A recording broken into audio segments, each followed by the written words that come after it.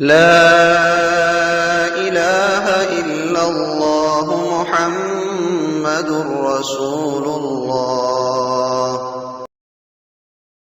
السلام علیکم دوستو، میں ہوں الیاس مہمان نود اسلام سے، اور یہ ہے آپ صلی اللہ علیہ وسلم کی سیرت حصہ نمبر 5۔ ہاشم آپ کے پردادا تھے۔ بہت دولت مند ہونے کے ساتھ ساتھ سخاوت، مروت اور احسان میں بھی بے مثال تھے۔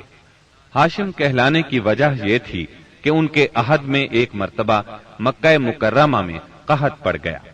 یہ فلسطین گئے اور اونٹوں پر آٹے کی بہت سی بوریاں لاد لائے، بہت سے اونٹ ذبح کیے، ان کا شوربہ تیار کیا، روٹیاں پکوائیں۔ ان روٹیوں کو شوربے میں بھگو بھگو کر اہل شہر کو کھلاتے رہے۔ عرب اس کھانے کو حشیم اور سرید کہتے ہیں۔ یہ سلسلہ ایک مدت تک جاری رہا، اسی وجہ سے ان کا نام ہاشم پڑ گیا۔ وہ حاجیوں کی خدمت اور مہمان نوازی میں بھی بڑھ چڑھ کر حصہ لیتے تھے۔ اسی سخاوت اور فیاضی سے ہاشم کا نام پورے عرب میں مشہور ہو گیا۔ ذاتی اثر و رسوخ اور وجاہت کی وجہ سے ان کی دوسرے ممالک کے درباروں میں بھی رسائی تھی۔ انہوں نے ہی قریش میں سب سے پہلے یہ دستور جاری کیا کہ سال میں 2 مرتبہ تجارتی قافلے روانہ ہوا کریں، موسم گرما میں شام کی طرف اور موسم سرما میں یمن کی طرف۔ چنانچہ اسی دستور کے مطابق دونوں موسموں میں قافلے روانہ ہوتے تھے۔ سورۃ القریش میں اللہ تعالیٰ نے قریش کو یہی انعام یاد دلایا ہے، کیونکہ قریش اللہ کی رحمت سے موسم سرما و گرما کے عادی ہو گئے۔ ان کی سمجھ میں یہ بات آ گئی کہ اس نعمت کے شکریہ میں اللہ کی عبادت کرنا چاہیے جو اس گھر کا مالک ہے، اور اس نے انہیں بھوک میں کھانا دیا اور خوف سے امن بخشا۔ نجاشی شاہ حبش ہاشم کی بے حد خاطر مدارت کرتا اور تحفے تحائف بھی پیش کرتا۔ قیصر روم بھی ان سے بہت مہربانی سے پیش آتا تھا۔ ہاشم نے یمن اور روم کی حکومت سے قریش کے تجارتی قافلے کی حفاظت کا حکم حاصل کیا، اور یہ ان کے اعلیٰ تدبر کا نتیجہ تھا کہ تمام راستے قریش کے تجارتی قافلوں کے لیے محفوظ ہو گئے۔ اس طرح مکہ مکرمہ بین الاقوامی تجارت کا مرکز بن گیا۔ اس سے خانہ کعبہ کی زیارت اور فریضہ حج عام ہو گئے، اور مکی زبان بھی ملک کے چاروں طرف سمجھی جانے لگی۔ ان قریشی قافلوں اور سالانہ میلوں کی وجہ سے جزیرہ نمائے عرب میں ایک معاشی مرکز پیدا ہو گیا۔ ان سالانہ میلوں میں قریش کو سرمایہ دارانہ تجارت اور قافلوں کی حفاظت کے سلسلے میں بہت اہمیت حاصل تھی۔ اس طرح مکہ مکرمہ تجارتی مرکز بنا، جس نے سیاسی مرکزیت کا راستہ کھولا جو اسلام کا کارنامہ بننے والا تھا۔ 197 عیسوی کے چند ماہ بعد ہاشم کی بیوی سلمہ بنت عمرو کے ہاں مدینہ منورہ میں شیبہ یعنی عبد المطلب پیدا ہوئے۔ بچے کے سر میں کچھ بال سفید تھے، اس لیے ان کا نام شیبہ رکھا گیا۔ شیبہ کا مطلب ہے بوڑھا۔ ہاشم کی وفات کے بعد ذمہ داریاں ان کے بھائی مطلب نے سنبھال لی تھی۔ گویا مطلب شیبہ کا چچا تھا۔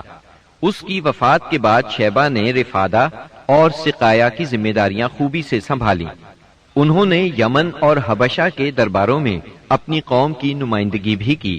ان کی ملکیت میں ایک قدرتی چشمہ بھی تھا۔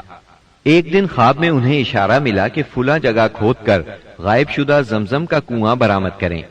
کھودتے وقت اس سے انہیں دفن شدہ خزانہ بھی ملا جو کعبے کے چڑھاووں پر مشتمل تھا۔ عبد المطلب کو زمزم کی ملکیت کے لیے بہت دشواریاں پیش آئیں، مگر اہل شہر امن پسند تھے۔ انہوں نے طے کیا کہ کسی غیر جانبدار حاکم سے اس کا فیصلہ کرا لیا جائے۔ عبد المطلب نے یہ بات مان لی، لیکن پریشان بھی تھے، اس لیے منت مانی کہ اگر اللہ نے مجھے 10 بیٹے دیے اور وہ بلوغت کو پہنچے تو میں ان میں سے ایک کو کعبے میں جا کر اللہ کے لیے قربان کر دوں گا۔ جب 10واں بیٹا بھی بلوغت کو پہنچ گیا تو عبد المطلب کو منت یاد آئی۔ انہوں نے بیٹوں کے درمیان قرعہ ڈالا تاکہ جس کا نام نکلے اسے قربان کر دیں۔ قرعہ نبی اکرم صلی اللہ علیہ وسلم کے والد عبداللہ کے نام نکلا۔ عبد المطلب کا ارادہ دیکھ کر رشتہ داروں اور دوستوں نے دخل اندازی کی اور انہیں مشورہ دیا کہ وہ کسی خاتون عرافہ کے پاس جا کر پھل دریافت کریں۔ چنانچہ عبد المطلب ایک عرافہ کے پاس گئے۔ اس نے معاملہ سن کر مشورہ دیا کہ بیٹے اور 10 اونٹوں کے درمیان قرعہ ڈالو، اگر عبداللہ کے نام نکلے تو مزید 10 اونٹ بڑھا دو، اس طرح خون بہا کی مقدار میں اضافہ کرتے جاؤ یہاں تک کہ قرعہ خون بہا پر نکلے۔ انہوں نے قرعہ اندازی شروع کی۔ قرعہ ہر بار عبداللہ کے نام نکلتا رہا۔ یہ 10 اونٹ ہر بار بڑھاتے گئے۔ جب 100 اونٹ پورے ہو گئے تب قرعہ اونٹوں کے نام نکلا۔ عبد المطلب نے 3 بار ایسا کیا تاکہ اطمینان ہو جائے۔ ہر بار 100 اونٹوں ہی کا قرعہ نکلا۔ اب انہیں اطمینان ہو گیا کہ یہی اللہ کو منظور ہے۔ زمزم کے کنویں کی ملکیت حاصل کرنے کے علاوہ عبد المطلب کی زندگی کا دوسرا اہم واقعہ ابرہہ کا بیت اللہ پر حملہ ہے۔ تاریخ میں اس کو واقعہ فیل کے نام سے یاد کیا جاتا ہے۔ ابرہہ ایک عیسائی سردار تھا۔ شاہ حبشہ نجاشی کی طرف سے یمن کا حاکم تھا۔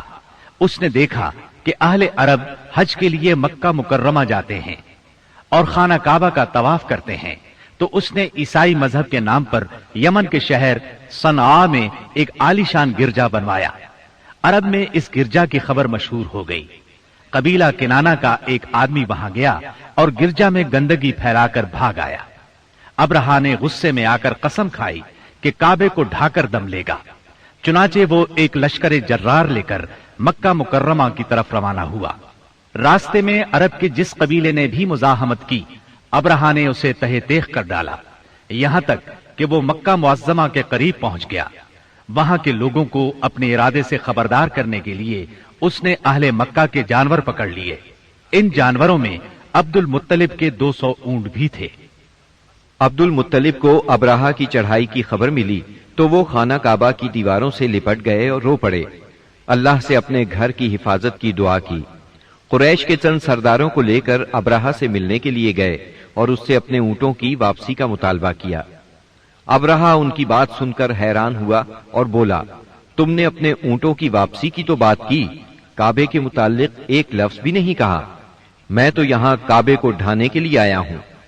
عبد المطلب نے جواب دیا، اونٹ میری ملکیت ہیں، اس لیے ان کی رہائی کے لیے چلا آیا۔ کعبے کا مالک اللہ ہے جو اپنے گھر کو بچانے کی پوری طاقت رکھتا ہے۔ ابرہہ نے ان اونٹوں کی واپسی کا حکم دے دیا۔ یہ اپنے اونٹ لے کر مکہ معظمہ واپس آ گئے۔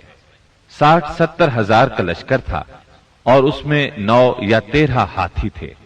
اس لشکر نے آخر مکے پر چڑھائی کی۔ لشکر مکے کے نزدیک پہنچا تو محمود نامی ہاتھی نے مکے میں داخل ہونے سے انکار کر دیا اور وہیں بیٹھ گیا۔ ایسے میں اچانک باہر قلزم کی طرف سے پرندوں کا ٹڈی دل نظر آیا۔ ان کے پنجوں اور چونچوں میں کنکریاں تھیں۔ جن سپاہیوں پر وہ کنکریاں پڑتی ان کے اعضاء کٹنا شروع ہو جاتے۔